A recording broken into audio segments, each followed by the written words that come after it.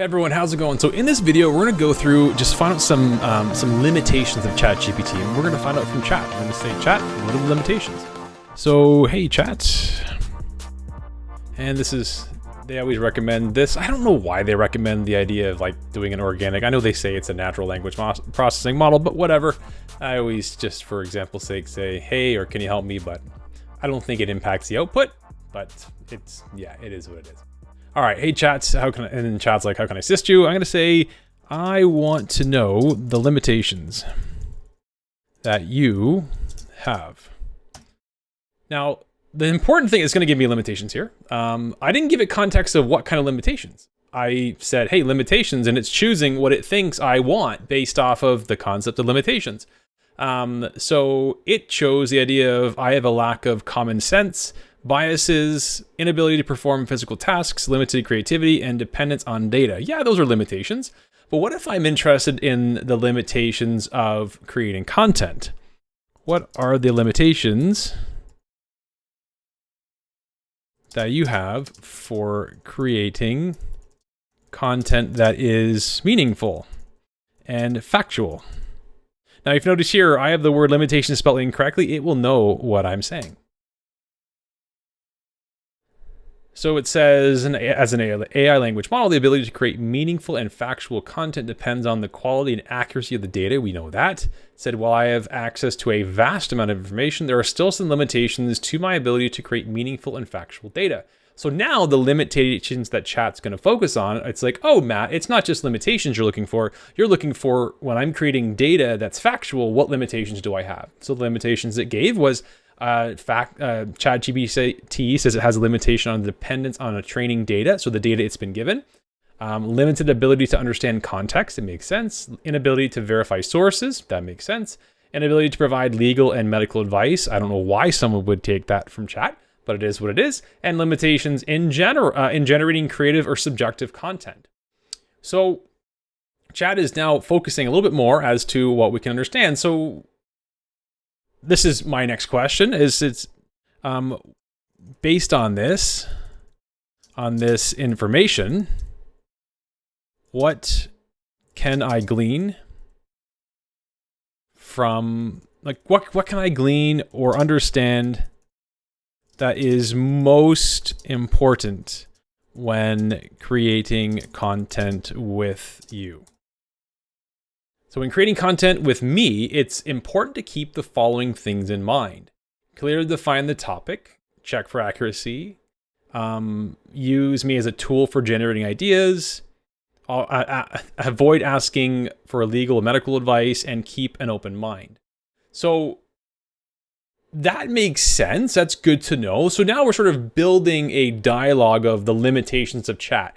But really, so the point I'm trying to prove here, state here, is when you're asking questions, the more information you can give chat, meaning why are you asking it? What's your reasoning for asking it?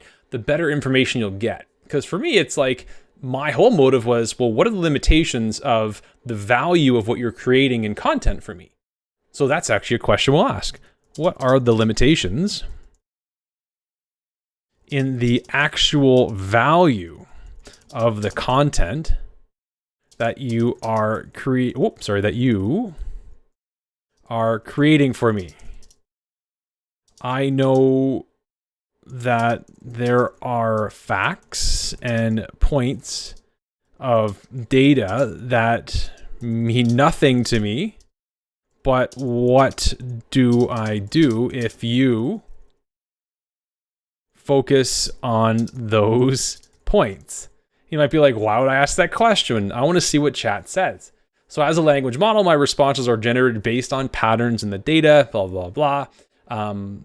If I provide information or facts that are not relevant or useful to you, here are a few things you can do. So this is really important because chat is teaching us some limitations, pun intended, of the whole activity through this video. So one of the things when you're using ChatGPT, it's good to have an idea what you're looking for. Have a clear direction, have a meaning, a motive, an understanding, some context. And if chat gives you information that's not in line with what you're looking for because there's a different way to ask it or different meaning behind it, you can ask clarifying statements saying, hey, can you please clarify that? Or Can you reframe your question or provide feedback? So I'm just going to say, for example here, can you clarify and give me an example? I can't type. Me an example of number 1. And I'm referencing to clarify your question or statement so that I can not only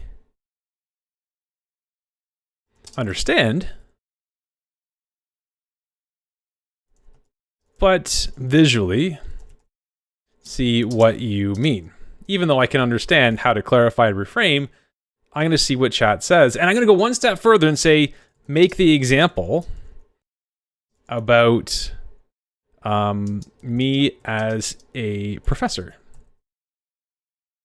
So here's an example. Let's say you are a professor and you ask me, what are the best teaching strategies for improving student engagement?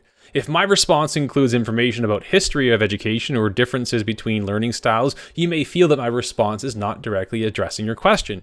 In this case, you can provide additional context or clarification to help me better understand what you're looking for. For example, you could say, thank you for the information, but I'm specifically looking for teaching strategies that have been shown to improve student engagement in a college classroom setting. Can you provide me with specific examples of those strategies, of those types of strategies? This additional context will help me understand the specific information you are looking for and generate more relevant and useful responses. Isn't that just blow your mind?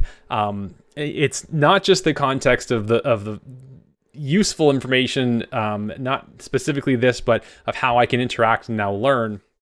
But that chat is, as a AI tool, intuitive the right word. Let's say smart is the wrong word.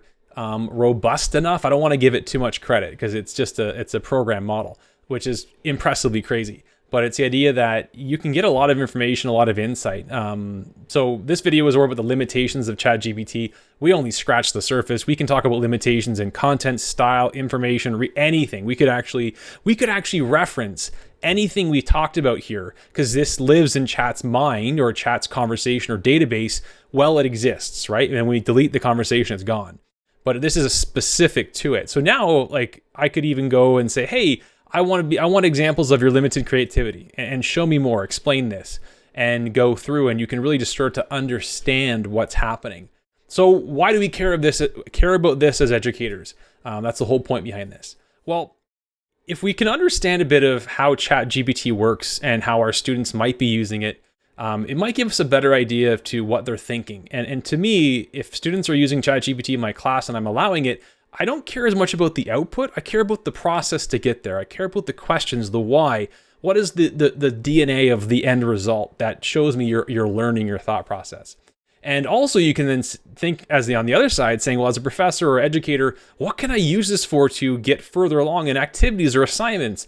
You can copy and paste an assignment you have and say, chat, give me 10 more versions of this, or give me 3 more versions that are focused on this topic and have this kind of learning style and structure, and chat will create that for you.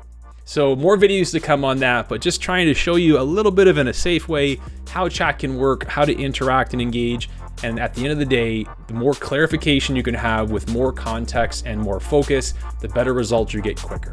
Anyways, hopefully you enjoy that video on the limitations of ChatGPT, and I guess I will see you guys in the next video. Have a good day.